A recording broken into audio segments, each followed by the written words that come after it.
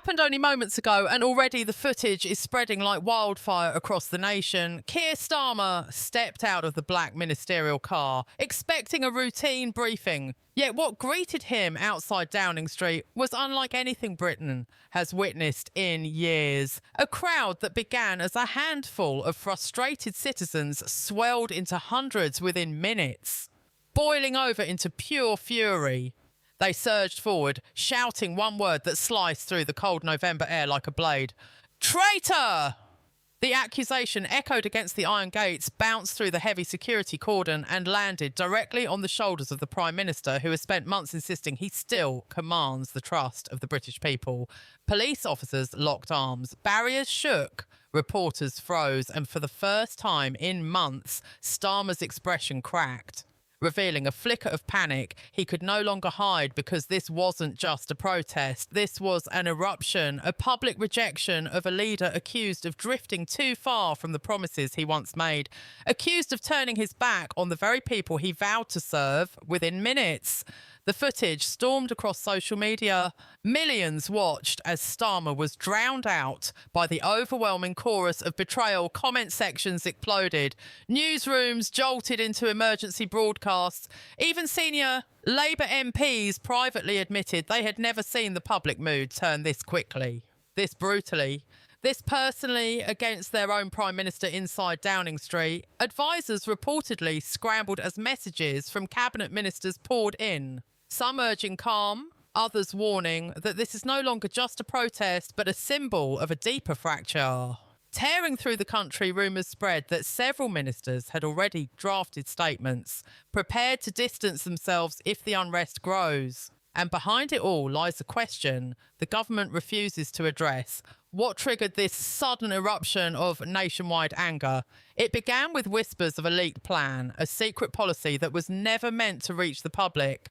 A plan said to involve sweeping restrictions, quiet concessions, and a potential agreement that many believe threatens the sovereignty the public fought so hard to protect. Whether the leak is accurate or exaggerated no longer matters, because the people believe it. And the people have responded. Protesters outside Downing Street held signs, cars accusing Starmer of selling out the nation, of bending to foreign pressure, of betraying the democratic will he once campaigned to honour. Their voices shook with something deeper than frustration. It was disappointment. It was betrayal. It was the sense that promises made in the heat of a campaign were now being quietly rewritten behind closed doors. And as the crowd grew, something else became painfully clear.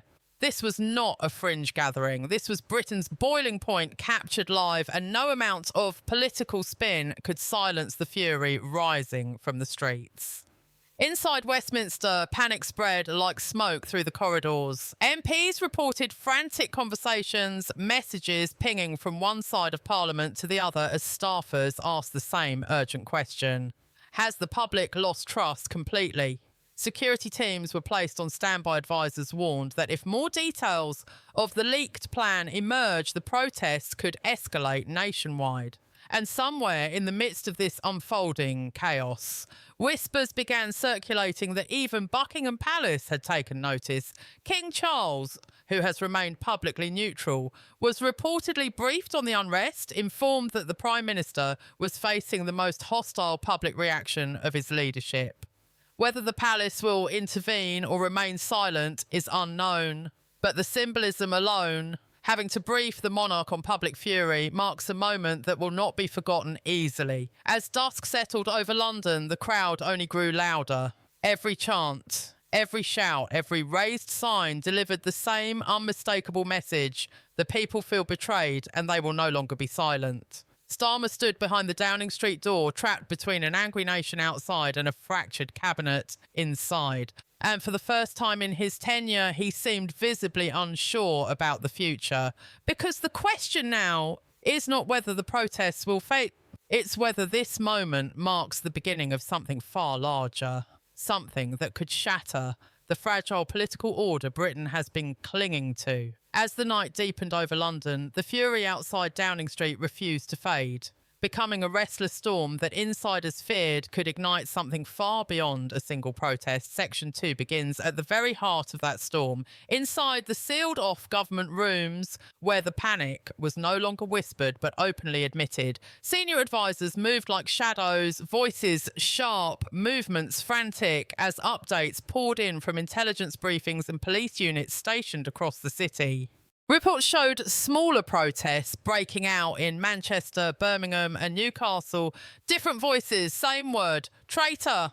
It was becoming painfully clear that the nation was reacting not just to the leaked plan itself, but to a deeper sense of betrayal that had been quietly building for months. For ordinary citizens, tonight was the moment the pressure finally shattered.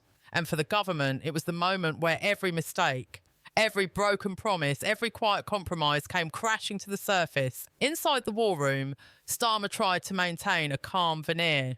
Yet even his closest allies noticed the strain sinking into his face. Every screen displayed footage of furious crowds. Every update brought fresh warnings. And every prediction suggested that the next 48 hours could determine his political survival. Reports confirmed the authenticity of the leak, revealing that the controversial plan included proposals to deepen regulatory alignment with the EU under the guise of economic stability. While the government insisted it was a necessary move in a difficult climate, the public saw it as a betrayal of sovereignty, an attempt to drag Britain backwards through the back door. And as this truth slowly began to surface, the fury outside Downing Street felt less like a protest and more like an uprising against a government accused of surrendering the nation's pride for political convenience. Meanwhile, across Whitehall, senior cabinet ministers were quietly positioning themselves for what could become a leadership crisis. A few demanded that Starmer address the nation immediately, believing that silence would only inflame the public further. Others argued that a speech would be pointless now, that the anger had grown too sharp, too personal, too morally charged to be calmed by carefully worded statements. Some ministers went further, suggesting that Starmer step aside before the unrest spirals into something uncontrollable. Tension thickened in the air as alliances shifted, loyalties wavered, and the normally disciplined party machine began to buckle under the weight of an unfolding political disaster. Even Parliament security teams raised concerns, warning that if more groups joined the protests overnight, they could face a scenario not seen since the height of Britain's constitutional battles beyond government walls. The reaction was even more explosive. Royal commentators reported unusual activity from palace officials, noting that they had issued late-night communications to senior constitutional advisors. While no statement was issued, the speculation grew intense. Was the king preparing to intervene if the unrest escalated into a crisis threatening national order? For many watching at home, the symbolism was staggering. The divide between elected leadership and historic monarchy had become a central point of tension once again, echoing the old struggle between temporary power and enduring tradition. Every hour that passed without clarity added fuel to the fire, deepening the public belief that something major, something nation-altering was being hidden behind the locked doors of government. But the real shockwave came when an anonymous insider leaked additional details about the secret plan, revealing that it wasn't just regulatory alignment at stake, but a series of commitments made to foreign leaders without full parliamentary approval. This revelation detonated across social media like an explosion. If true, it meant the Prime Minister had bypassed key democratic safeguards, undermining the very framework of accountability upon which the country relies. Commentators declared it the most serious breach of trust in a generation. While opposition MPs demanded immediate investigations, every channel, every radio show, every online forum lit up with the same question: how far had the Prime Minister gone without the nation's consent? By this point, the protest outside Downing Street had grown into a symbol of something far deeper, a battle between the British people and a government accused of abandoning its duty. Chants grew louder, signs grew bolder, and the anger felt less like a reaction and more like a warning. Starmer stood behind thick walls, aware that a single misstep could set the entire political landscape ablaze. Advisors urged him to prepare for an emergency address. Others begged him to wait, and the public, growing more restless by the minute, demanded one thing: the truth. As dawn crept over the capital, the events of the night settled not as fading memories, but as the first tremors of a political earthquake spreading across Britain. Section 3 begins in those early hours when the government hoped the anger would calm, yet instead found that the unrest had evolved into something far more organised, far more dangerous for the Prime Minister's future. Multiple cities were now reporting spontaneous demonstrations, trains filled with protesters heading toward London. Live streams gathered millions of viewers, influential voices across the country, journalists, veterans, business leaders, and even former Labour voters began uniting under a single message. Britain deserved transparency, and it would no longer accept silent deals made in locked rooms. The chant that defined the previous night, "Traitor," grew into a rallying cry that echoed through the streets like a national verdict. And deep inside Downing Street, Starmer faced a truth no leader wants to confront. The people had stepped into the arena, and he no longer controlled the narrative. Meanwhile, as MPs returned to Westminster, the atmosphere was electric with dread. Security checks doubled. Tension tightened every corridor. MPs looked over their shoulders, whispering to colleagues about leadership challenges and emergency sessions. Reports confirmed that backbenchers from both Labour and opposition parties were preparing to table motions demanding immediate clarity from the Prime Minister. Some even pushed for a vote of no confidence, arguing that Starmer had lost his mandate the moment he allowed secret agreements to bypass Parliament. A few loyalists attempted to defend him, insisting that the leaked documents were misinterpreted or incomplete, but their voices struggled against the overwhelming tide of mistrust. The narrative had escaped the government's hands, carried instead by a public convinced it had been misled. And in those moments, Starmer realised that this crisis was no longer political. It had become moral. It had become national. It had become personal.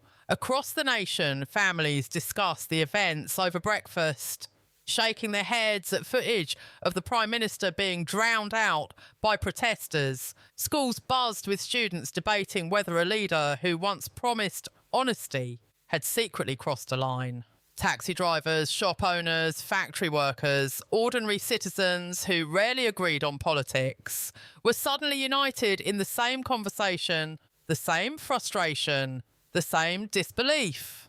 This was not a moment created by the media.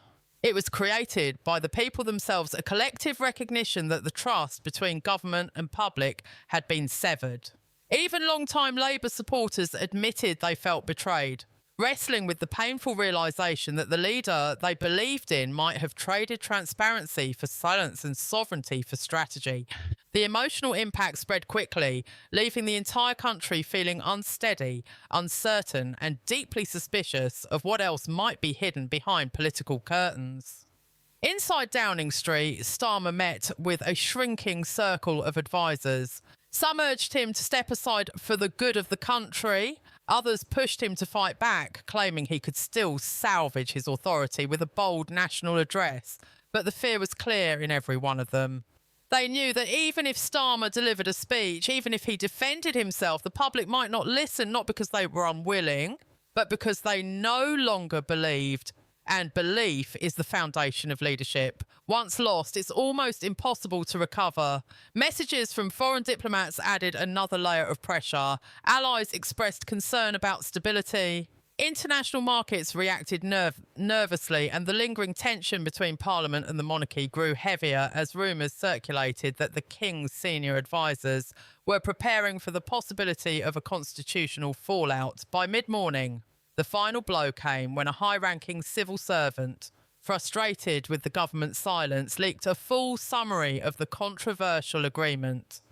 The document spread instantly, confirming what many feared. Commitments affecting national policy had indeed been made without full parliamentary scrutiny. Britain erupted again, this time with certainty instead of suspicion. Calls for Starmer's resignation reached a deafening peak. The gates outside Downing Street trembled under the weight of new crowds demanding a leader they could trust. And for the first time since taking office, Starmer stood alone, abandoned by allies, cornered by truth, and confronted by a nation that demanded accountability. In the hours that followed Putin's chilling message, the shock inside the UK Parliament transformed into a wave of urgent activity as lawmakers scrambled to assess what this warning truly meant for Britain's national security and its role within the broader NATO alliance. Security briefings that were usually reserved for high-level defence committees suddenly expanded as intelligence officials rushed to piece together the implications behind the Kremlin statements.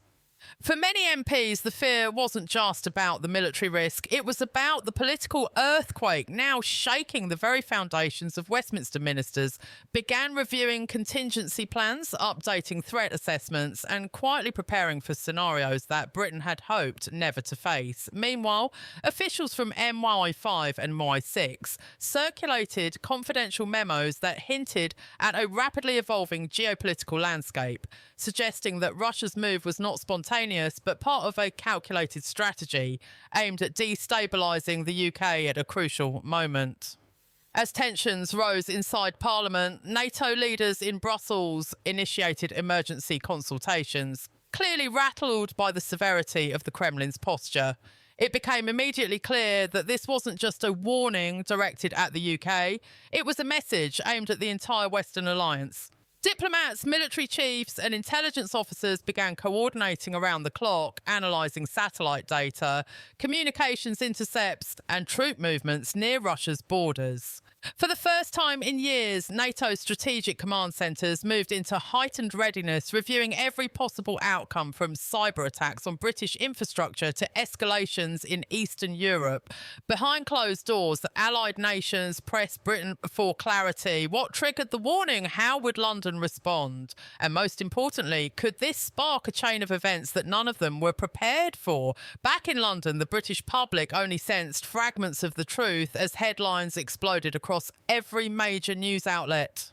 Rumours spread faster than official statements, fueling panic and confusion. Some speculated that Putin's warning was tied to the UK's recent military commitments abroad, while others believed it was retaliation for covert operations that had never been publicly acknowledged.